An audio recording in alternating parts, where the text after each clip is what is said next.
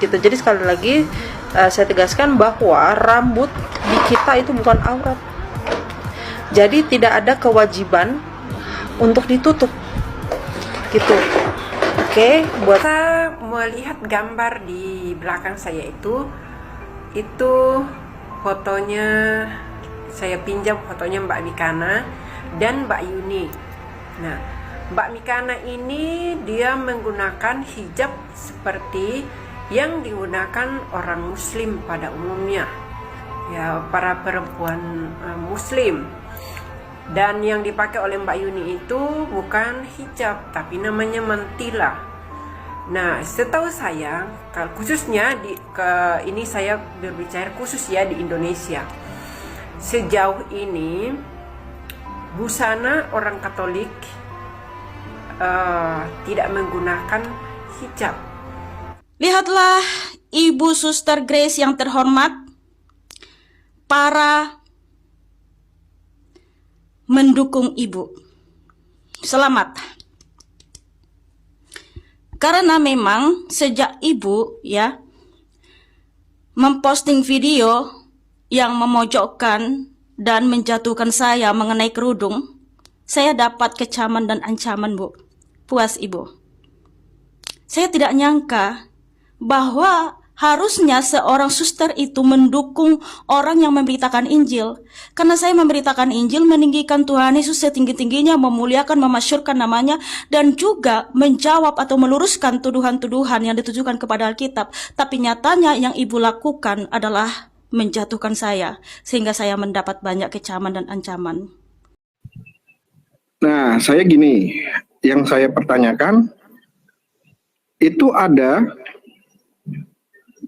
di agama, di Bible, wanita itu harus berjilbab. Kalau nggak berjilbab itu rambutnya harus digundulin. Kenapa kok mbak-mbaknya ini, Ibu Mika sama ini nggak pakai jilbab? Pertanyaan satu itu, coba dijawab dulu. Yang paling fundamental, kamu tahu yang paling fundamental, yang terpenting, yang terutama, yang sangat krusial ya, ada dua. Ya. Yang pertama, yaitu Matius 28 ayat 19 sampai 20. Di situ harus dibaptis di dalam nama Bapa, Putra dan Roh Kudus, yaitu di dalam nama Tuhan Yesus. Di ayat berapa tadi? Di ayat berapa? Matius 28 ayat 20, Matius 28 ayat 19 sampai 20. Ya kan? Oke. Harus baptis di dalam nama Bapa, Putra dan Roh Kudus, yaitu dalam nama Tuhan Yesus. Yang kedua, meminum ya anggur dan makan roti, di mana itu adalah simbol dari tubuh dan darah Kristus yang telah dicurahkan di atas kayu salib. Ashkuri innaka ya makari ya magufron alkiji innaka ya ma'adar ya mag.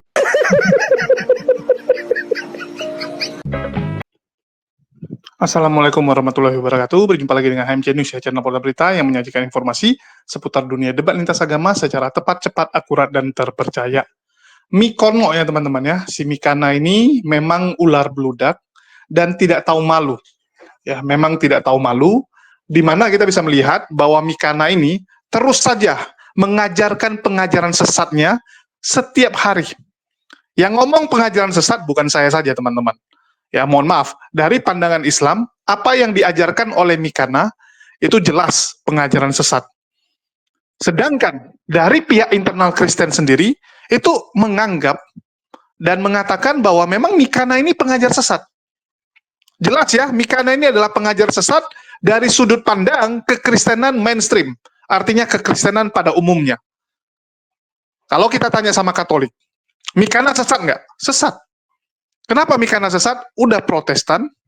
Yang kedua, mengajarkan Ones. Kita tanya sama teman-teman Protestan, Mikana sesat nggak? Mikana sesat. Jelas-jelas dia mengajarkan pengajaran Ones yang sudah dianatema, sudah pernah disingkirkan. Dan ini yang terbaru teman-teman, kalau kita tanya sama teman-teman Kristen yang masih jujur, yang masih bisa menilai secara objektif, apakah Mikana benar? Apakah yang dilakukan Mikana sudah sesuai dengan ajaran Kristen? Enggak. Dikatakan bahwa Mikana ini memang adalah ular beludak dan suka sekali menipu demi kontennya. Menipu dalam hal apa? Menipu dalam menggunakan hijab. Kita tahu Mikana ini kan pertama sekali viral lantaran orang bingung. Ada seorang wanita pakai hijab terus menjelek-jelekkan Islam, memuji-muji kekristenan, membuat orang penasaran. Jadi memang selling point kelebihan dari Mikana ya karena pakai hijab. Kalau nggak pakai hijab, nggak ada selling pointnya, nggak ada kelebihannya. Kalau bicara menghujat, Sofia tuh lebih jauh menghujat. Kalau aneh, lebih aneh Elia Miron. Kalau jago ngomong, lebih jago ngomong Agatal. Jadi Mikana apa kelebihannya? Kelebihan Mikana ya karena dia pakai hijab dan ketawanya lucu. Itu aja, yang lain nggak ada teman-teman. Bicara ilmu, ya mohon maaf. Ya mohon maaf, kalian tanya sama teman-teman Kristen saja. Botol atau tidak Mikana? Botol. Yang ngomong mereka, bukan saya. Kenapa dibilang botol? Ya karena dia nggak ngerti apa-apa, sok mengajar. Ujung-ujungnya menyesatkan orang. Ya, ini penilaian orang ya, sekilas info biar kalian tahu dan kalian bisa search karena ini kita bukan ngomong angan-angan. Kita bukan ngomong sesuatu yang nggak ada. Kalau Polikarpus baru suka ngomong yang nggak ada. Kita ngomong apa adanya, kita memberikan data dan fakta. Itu cuma intermezzo ya teman-teman. Sekilas tentang Mikana bagi teman-teman yang belum tahu. Karena mungkin ada sebagian yang baru nonton, baru pertama nonton, nggak kenal Mikana. Oke, di kesempatan ini yang akan kita bahas adalah Mikana. Kenapa sih suka pakai hijab? Padahal sudah berkali-kali orang memperingatkan, bahkan dari kalangan Kristen juga bilang, janganlah jadi ular beludak. Malu gitu kan, malulah kamu Mikana. Itu yang ngomong dari pihak Kristen sendiri. Dari pihak suster, pihak wanita Kristen, itu udah berapa kali. Ya, ini buktinya teman-teman. Teman-teman, menjawab pertanyaan di atas, saya menjawabnya dengan video ini ya. Karena sudah beberapa kali saya ditanya tentang pertanyaan seperti itu. Nah, teman-teman bisa melihat gambar di belakang saya itu fotonya, saya pinjam fotonya Mbak Mikana dan Mbak Yuni. Nah, Mbak Mikana ini dia menggunakan hijab seperti yang digunakan orang Muslim pada umumnya, ya para perempuan Muslim. Dan yang dipakai oleh Mbak Yuni itu bukan hijab, tapi namanya mantila. Nah, setahu saya, khususnya ini saya berbicara khusus ya di Indonesia. Sejauh ini busana orang Katolik tidak menggunakan hijab. Yang biasa dipakai adalah mantila seperti yang digunakan Mbak Yuni. Nah, tetapi di daerah-daerah lain seperti di Arab, di Lebanon, di daerah-daerah yang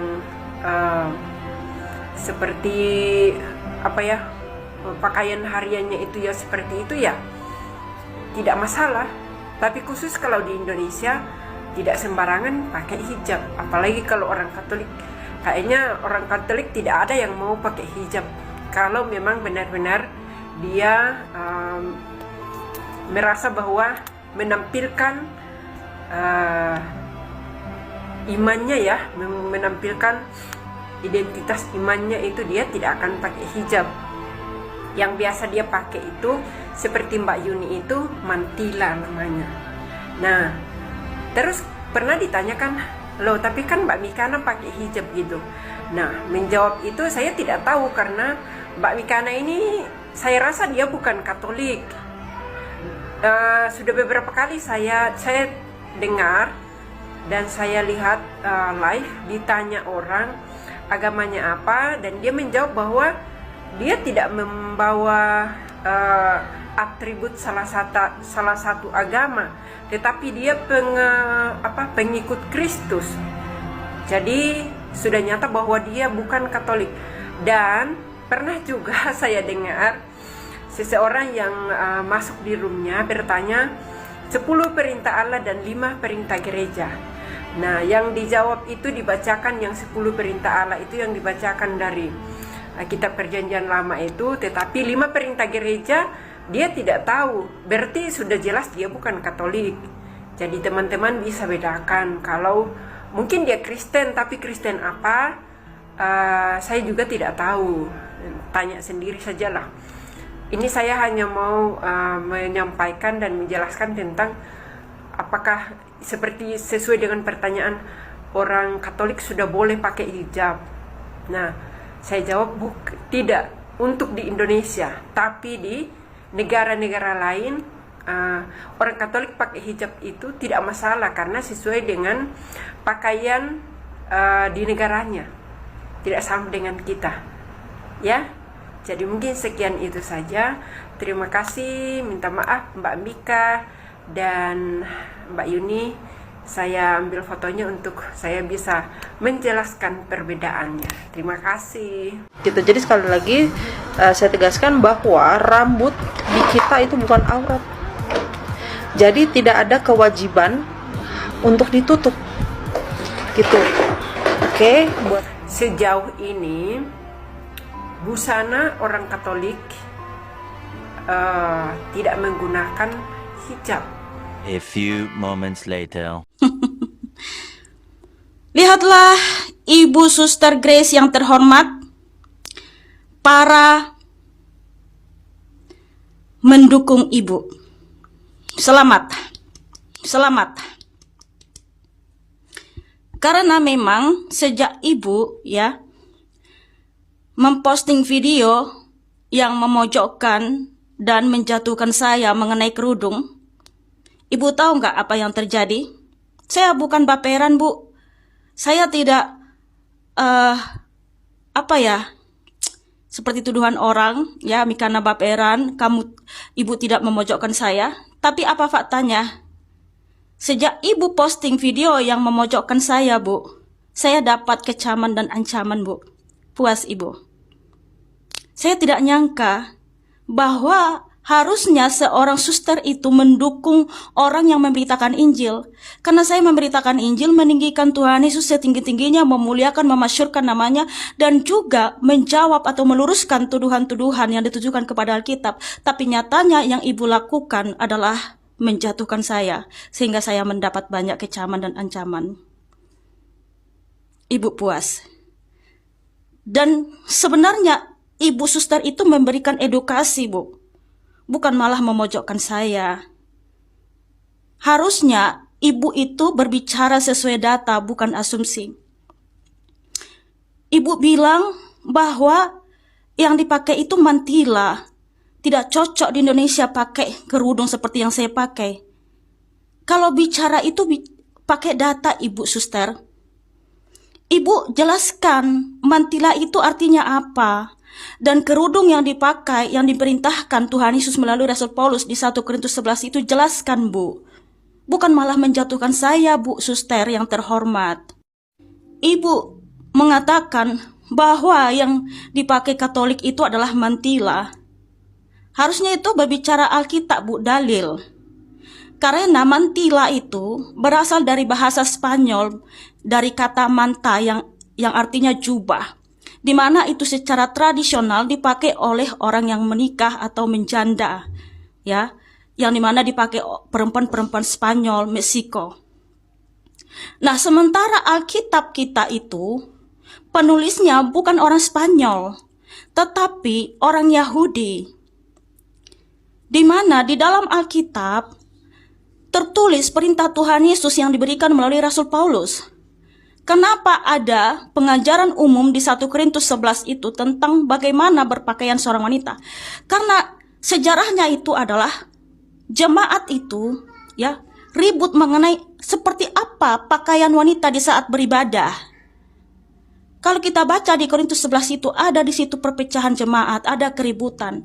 Nah, salah satunya jemaat ribut mengenai pakaian apa yang harus dipakai wanita pada saat beribadah, sehingga Tuhan harus memberikan ya perintah melalui Rasul Paulus bahwa seorang wanita yang beribadah harus memakai kerudung. Kenapa? Kerudung itu simbol dari ketaatan, kesopanan, dan kerendahan hati. Sehingga ada aturan, bukan sembarangan. Nah, kenapa perempuan-perempuan timur, yaitu Kristen, memakai kerudung seperti yang saya pakai, ketutup semua, seperti yang dipakai oleh orang-orang ini? Karena memang seperti itulah aturannya.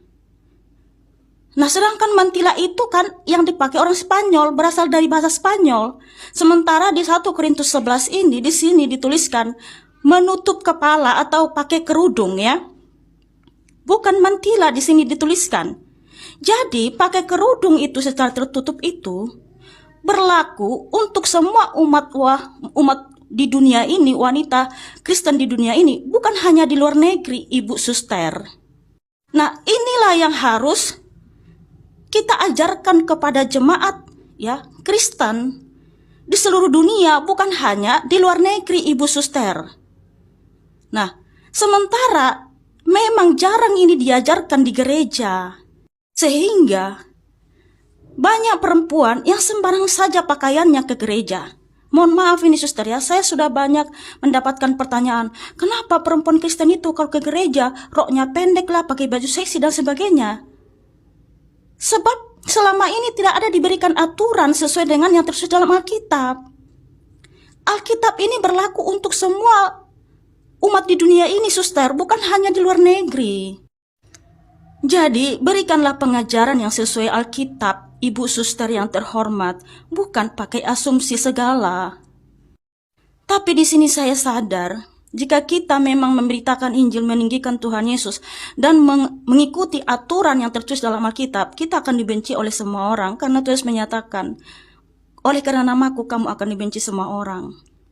Dan itulah yang saya alami sekarang ini, Bu Suster. Apalagi Ibu Suster telah menjadi batu sandungan kepada saya di dalam memberitakan Injil ini. Selama ini, mohon maaf, apa yang diajarkan di dalam gereja? Bahkan Ibu Suster tahu nggak? Semua banyak jemaat tidak tahu kata Nasrani dan Kristen, sehingga mereka bangga menyebut diri mereka Nasrani, padahal itu bersifat peyoratif. Karena apa? Mohon maaf ya, di gereja tidak ada pendidikan agama Kristen mengenai tentang Nasrani ini dan lain sebagainya, tentang juga pakaian apa yang harus kita pakai di dalam beribadah. Sudah jelas di sini, ya, di 1 Korintus 11 itu aturan atau apa yang harus kita pakai di saat beribadah, yaitu memakai kerudung. Karena kerudung itu adalah simbol ketaatan, kerendahan hati, dan kesopanan. Dan perintah ini berlaku untuk semua umat di dunia ini, bukan hanya di luar negeri, Ibu Suster.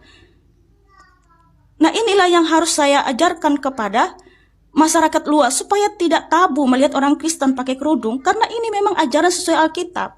Kalau tidak ada diajarkan dalam Alkitab, saya pun tidak akan pakai kerudung. Terima kasih ya, Suster. Gara-gara Ibu Suster yang terhormat, saya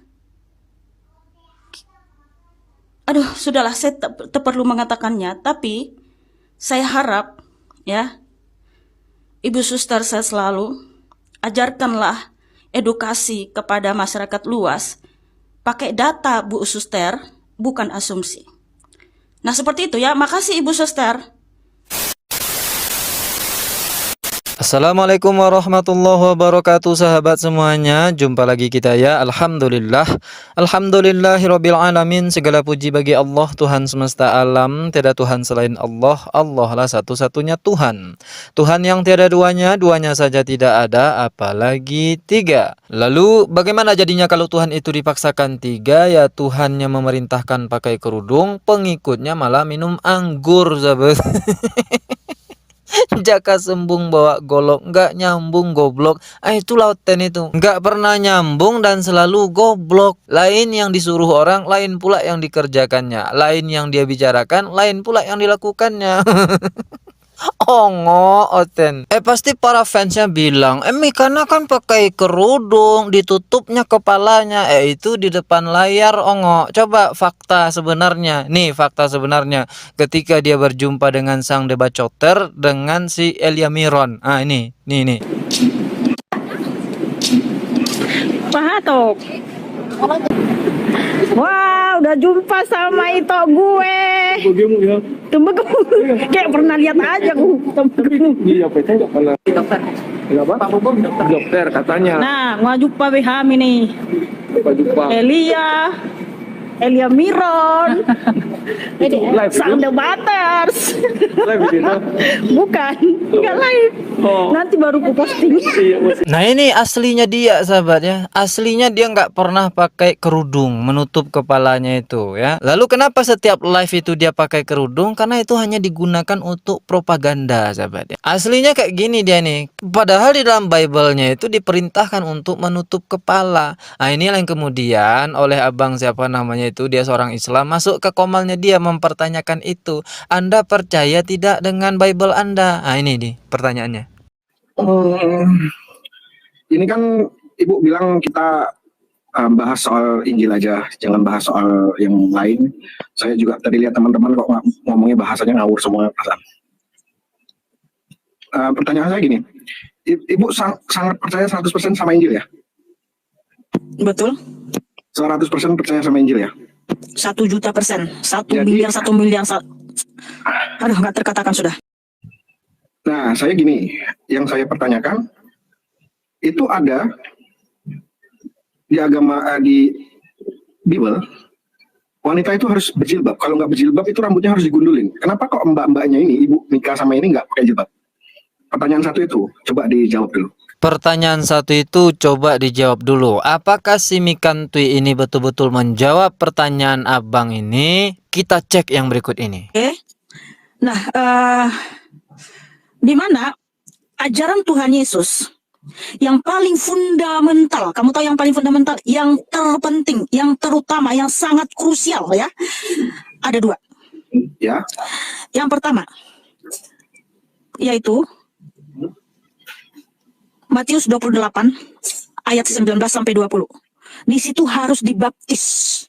Yang kedua, harus melakukan perjamuan kudus, bahwa kita percaya Tuhan setelah memberikan tubuh dan darahnya bagi kita sebagai pengampunan atas dosa kita. Entah apa jawabannya sahabat ya, jawaban konslet terus yang diberikan kepada penanya oleh si Mikanciang ini. Tadi katanya percaya kepada Bible 100% ya, 100% bahkan sejuta dan semiliar ya, semiliar persen dia percaya kepada Bible. Lalu ketika ada di dalam Bible-nya itu menyuruh untuk memakai kerudung atau menutup kepala, karena kalau tidak itu akan digunduli, malah dia jawabnya ajaran Yesus itu dua yang paling fundamental katanya. Yang paling penting itu dua ajaran Yesus. Setahu saya selama ini para oten menyampaikan ajaran utama Yesus itu adalah kasih. Mikanciang diubahnya, direvisi jadi ajaran utama itu minum anggur. Patutlah orang ini teler semua. Ketika ditanya jawabannya jawaban teler. Kenapa? Ya karena minum anggur itu ajaran utama Yesus katanya. Makanya abang yang bertanya ini, dia mengatakan saya atau umat Islam itu lebih Kristen daripada Kristen. Karena umat Islam lah yang telah melakukan apa yang diajarkan oleh Yesus.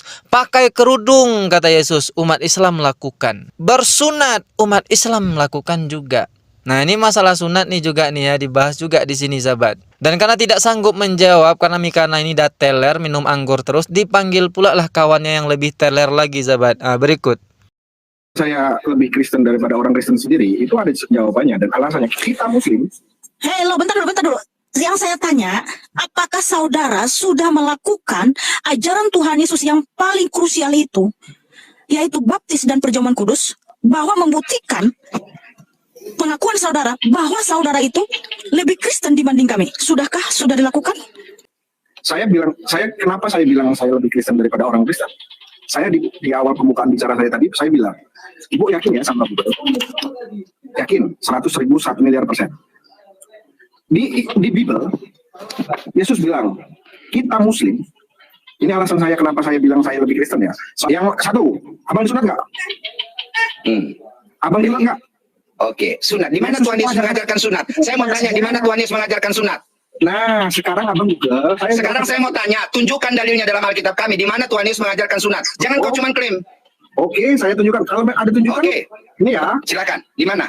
Nah, diundangnya yang lebih teler sahabat. Di mana ayatnya di dalam Bible bahwa ada perintah sunat? Ini Kejadian 17, 10, nomor 10. Ringkasnya begini. inilah perjanjianku yang harus kamu pegang. Perjanjianku yang harus kamu pegang ini ya. Perjanjian antara aku dan kamu serta keturunanmu. Yaitu setiap laki-laki di antara kamu harus disunat. Haruslah dikerat kulit khatanmu dan itulah akan menjadi tanda perjanjian antara aku dan kamu. Dan seterusnya dan seterusnya. Ini dalil. Dan Yesus itu pun disunat di hari yang ke-8. Lalu bagaimana tanggapan kawan si Mikanciang yang lebih teler ini? Oke. Ya, sekarang gini, ya, agar kamu paham. Oke, makanya kadang-kadang saya melihat kaum ini memang agak pusing. Ya, makna ayat di situ itu adalah perjanjian yang diberikan oleh Tuhan kepada Abraham.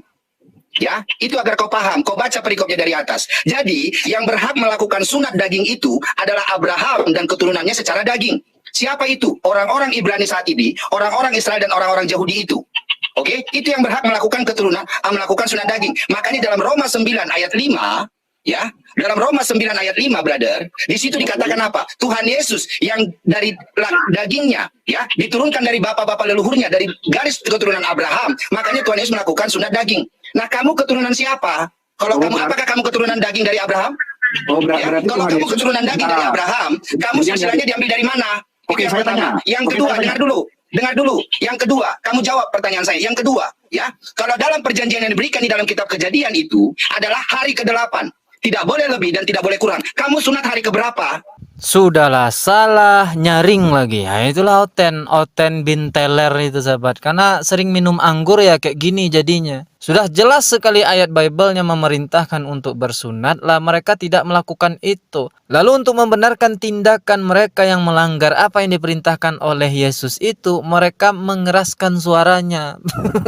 Seolah-olah mereka yang paling paham terhadap Bible-nya. Abang tadi kan hanya membacakan itu ya, ayat Bible-nya itu. Tidak menafsirkan. Yang menafsirkan siapa? Si Teller ini. Katanya yang wajib disunat itu adalah keturunan Abraham. Yesus keturunan Abraham, makanya dia disunat. Orang-orang Ibrani atau Israel Yahudi karena keturunan Abraham disunat. Lalu Oten ini keturunan siapa? Tuhannya sendiri mengaku keturunan Abraham, lah mereka mengaku bukan. Ini dasar yang mereka lakukan untuk membenarkan tindakan mereka yang menentang ayat atau ajaran Yesus itu sendiri, sahabat. Akan ongok namanya itu. Ini Oten ya. Nah, makin kacau kan? Ya karena tiap hari minum anggur. Assalamualaikum warahmatullahi wabarakatuh. Ya kalian lihat ya, orang Kristen aja banyak yang nggak setuju dengan Mikana yang menjadi ular beludak. Kalau kamu mau pakai pakaian suster, pakai pakaian suster. Jangan pakai hijab, kan beda. Sama-sama tertutup, tapi kita tahu membedakan mana yang hijab, mana yang pakaian tudung, tudung untuk suster. Jadi Mikana, Anda ini Kristen apa? Anda Protestan. Kenapa Anda pakai pakaian suster? Kalaupun Anda pakai pakaian suster, Anda alasannya kan gitu. Kecuali Anda Ortodoks ataupun Katolik. Anda kan bukan. Anda Protestan. Protestan nggak ada gituan. Jadi tolonglah punya identitas. Ya, punya identitas. Terus nanti pembela Mikana nih, laskar-laskar Polikardus yang nonton, pasti akan komentar, loh suka-suka Mikana lah, kok kamu pula yang ngatur? Mikana memang setiap hari seperti itu kan gitu. Mereka akan alasan, loh dia memang sehari-hari seperti itu, menutup ya dengan gunakan hijab. Kalian sadar nggak? Mikana itu cuma pakai hijab kalau live, kalau buat konten. Kalau keluar jalan-jalan di rumahnya pun dia nggak pakai hijab kok. Ya, dia nggak pakai teman-teman. Dia cuma untuk konten. Itu kostum dia untuk konten. Karena memang Polikardus harus seperti itu. Sengaja berpenampilan yang menarik perhatian, yang membuat kontroversi. Kalau nggak laku. Mikana tuh seperti itu. Ini buktinya teman-teman ya. Kalau dia lagi keluar, ya lagi pergi, nah, dia penampilan seperti apa? Saya tunjukkan dan bukan satu ya. Kalau satu oke lah kalian bilang, oh tuh pas lagi nggak pakai hijab. Tapi semua dia nggak pakai hijab kok kalau keluar. Dan sudah banyak buktinya. Contohnya ini. Kak Mikana, tolong doakan saya Kak. Saat ini saya dendam seseorang. Saya tidak bisa memaafkan dia. Kalau dendam itu sama seseorang, bagaimana cara memaafkannya? Pak, Menurut Papa, saya masih dendam nggak sama Papa dengan banyaknya dosa-dosa yang bejibun yang Papa lakukan buat Mama? Pak Hatok.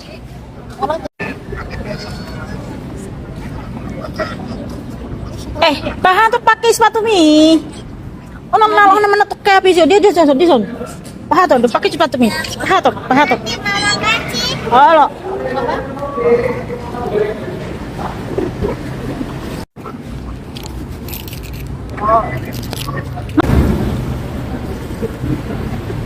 Wow, udah jumpa sama itu gue. Tembegu. Kayak pernah lihat aja aku. Tembegu. Iya, itu enggak pernah. Dokter. Kenapa? Dokter katanya. Nah, ngajak Pak Beham ini. Pak Jumpa. Elia Miron. Live Sang The Butters. Live itu. Bukan, enggak live. Oh. Nanti baru ku posting. Iya, bos kan dia itu. Betul je itu. Ada belanja itu kan? Oh, lo. Kamu stok gitu. Asal buat jo, baju lawan kamar mandi. Aku lagi di AB. Anu stok kipe dong kalau dia lana parkir kan. Sekedah. Oh, lo. Bawa kendaraan sendiri deh itu tuh son. Oh, lo. Wih, mantap Sama kali. tapi lantai yang sana. Oh. Mobil dari Pekanbaru. Iya. Heeh. Kami kan ada Berapa hari sampainya? kalau cepat sih 24 jam. Cuman kami kan apa namanya itu nginap Merak. Pokoknya setiap malam istirahat. Saya nongkrong Pak. Inilah jumpa sama itu gue dari Riau. Itu udah apa? Udah mau lupa jumpa? Udah ngono. Alana Pak telepon tolong Bu Edi gua. Jadi tong mabiari bana. Jadi mabiari bana leleng-leleng. Jadi telepon di bana teki kan neng Pak Jepangnya bana. Abang tinggal di Jakarta? Enggak. Iya, suruh bertemu si apa kan? Mau oleh mana? Udah ngono. Kayaknya berat. Bahasa? Grupnya lagi berat Pak Jepang. Ini mau sobo tuh. Itu alamat ada dong. Abangku. Oh iya, selamat tuh. Abang uro. Kangen lo. Oh. Kan ponakan itu sendiri. Steven. Jadi salah abisnya nah Rio. Oh iya. Itu juga ini Ibu Eti namanya. Halo Bu. Halo. Steven. Ya Bu.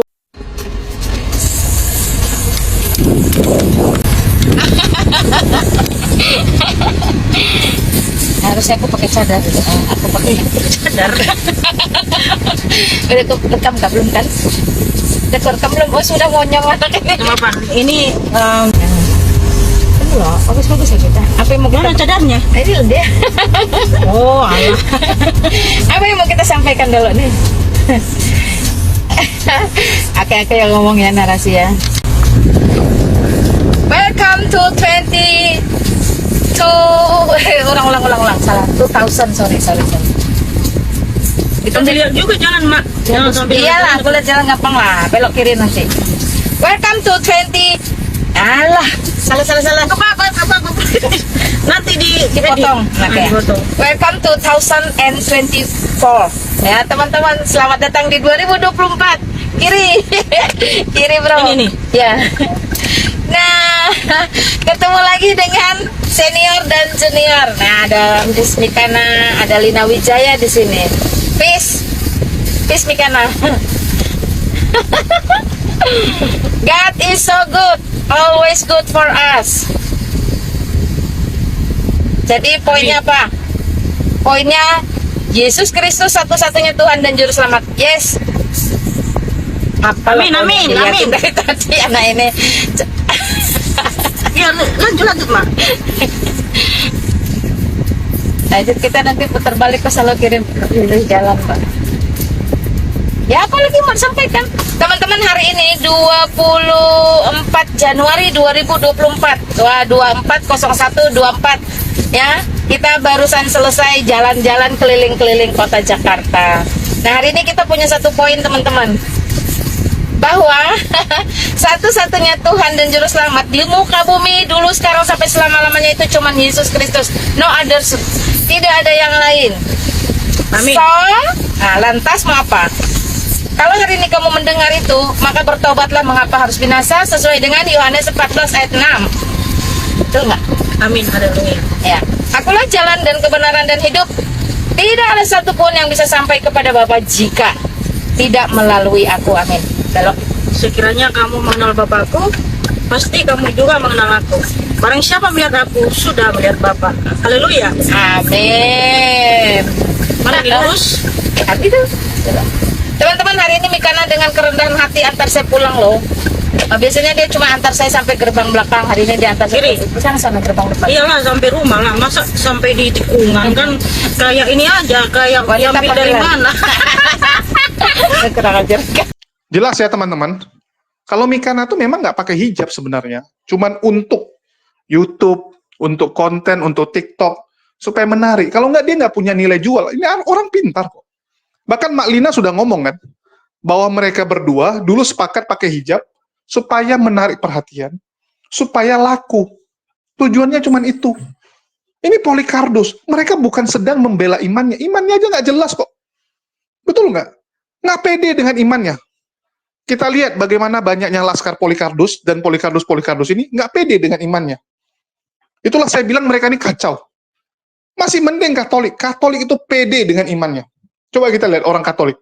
Pernah nggak mereka menyangkal iman mereka? Enggak. Ya. Walaupun dari segi kacamata kita itu salah. Ya.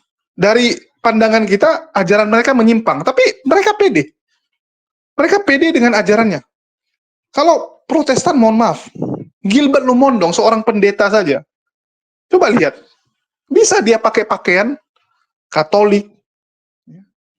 Tiba-tiba ngikut-ngikut gaya Katolik. Sama dengan Mikana ini. Dan mereka memang nggak pede kok. Nggak pede mengakui Protestannya, nggak pede mengakui denominasinya. Coba lihat, kalau ditanya, kamu agama apa? Oh, Kristen, saya pengikut Yesus. Ditanya, denom mana? Nggak ada denom-denom. Nenekmu kiper, nggak ada denom-denom. Udah jelas-jelas di kalian ada kok denomnya. Udah sampai mau 60.000 kok, berantem terus. Nggak cocok, beda pendapat, karena kalian menafsirkan suka-suka. Begitu juga dengan Mikana ini, nggak jelas. Ya, jadi kalau orang-orang masih ngikut Mikana, saya bingung gitu. Oh, Mikana pintar, jadi saya ikuti. Mikana jago menjelaskan. Apa yang dia jelaskan? Menyesatkan, iya. Ya, menyesatkan. Kalian Kristen apa? Kecuali kalian Kristen Oneness, oke, kalian ikut Mikana. Kalau kalian bukan Oneness, ya jangan ikut Mikana. Jelas-jelas Mikana ngajarin Oneness kok.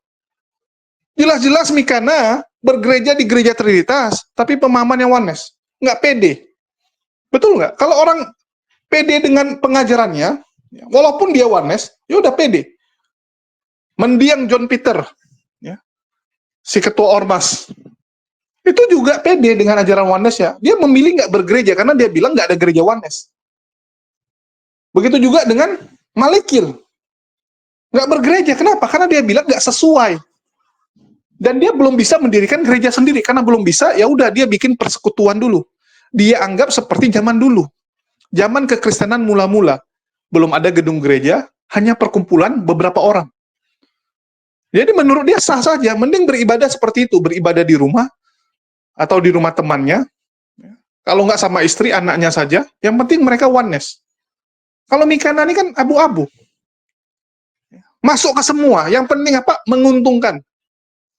Bahkan saya ingat dulu dia pernah datang ke gereja ortodoks, teman-teman. Tapi nggak diterima, kasihan Mikana ini. Terakhir balik lagi. Itulah saya bilang, orang-orang yang nggak pede, nggak jelas identitasnya, untuk apa diikuti? Iman apa yang bisa kalian dapatkan dari orang seperti ini? Pengajaran apa? Saya dari dulu berpegang ya, nggak mungkin pengajaran dari Tuhan yang maha luar biasa bisa disampaikan oleh orang-orang bejat yang nggak jelas. Nggak mungkin, teman-teman. Sebagai pewarta kebenaran, pewarta firman Tuhan, tentu saja moralnya harus benar dulu. Kalau yang menyampaikan moralnya kacau, aduh, apa yang mau diikuti? Ini agama, coy. Bukan jualan motor, bukan jualan mobil. Kalau jualan mobil, oke lah, nggak apa-apa. Ya. Walaupun salesnya jorok, salesnya nggak rapi, salesnya bangun siang, ya telat-telat, tapi yang dia jual mobil, ya udah kita nggak apa-apa beli sama dia. Tapi ini agama. Ya. Agama itu mengajarkan moral. Bagaimana mungkin orang yang nggak bermoral bisa mengajarkan moral? Nggak masuk. Moral dalam hal ini bukan, oh dia nggak berzina kok, dia nggak merayu suami orang gitu kan. Moral di sini artinya apa? Menipu. Ya, menipu itu pun udah cacat moral, teman-teman. Ngerti ya? Mikana, oh Mikana. Saya bingung gitu. Orang seperti ini masih juga diikuti. Saya pikir paling setahun aja udah selesai ya. Rupanya masih ada. Berlanjut sampai sekarang. Udah 2 tahun juga dia. Dan ada pula yang ngikuti. Dulu masih malu-malu dia ngakui dia oneness. Sekarang udah terang-terangan dia ngakui dia oneness. Masih juga diikuti. Saya bingung. Ini orang-orang yang ngikut dia memang nggak ngerti agama. Cuman yang penting, oh udahlah nonton aja. Yang penting dia diskusi sama muslim, saya tonton, saya dukung. Apa yang kalian kejar? Apa yang kalian kejar coba? Nah, itu sih yang bisa saya sampaikan buat para Polikardos ini ya. Dan laskar-laskarnya, bertobatlah selagi sempat. Ya, carilah guru, carilah tontonan yang mengedukasi, yang benar-benar bisa menumbuhkan iman kalian, yang bisa menyampaikan firman dengan benar, yang bisa kalian ambil ilmunya. Kalau orang bunglon, orang nggak punya identitas, ngapain kalian ikuti? Itu aja sih yang mau saya sampaikan. Dan ya makin ke sini Allah tampakkan lah. Ya, Allah tampakkan satu persatu wajah asli mereka. Dan kita bisa lihat makin banyak Polikardos yang kena unboxing, yang diperlihatkan siapa mereka sesungguhnya. Dan yang ngomong bukan kita, ngomong internal mereka sendiri. Ya, kalau yang ngomong kita masih mending lah. Oten-oten nggak percaya kan, wah itu karena nggak suka, jadi dia ngomong saya jelek-jelek gitu. Nah, ini yang ngomong internal kalian kok. Oke, clear ya. Mungkin itu aja yang bisa saya sampaikan. Makasih buat teman-teman semua. Di akhir kata saya ucapkan wassalamualaikum warahmatullahi wabarakatuh. Sampai jumpa di konten-konten kita berikutnya.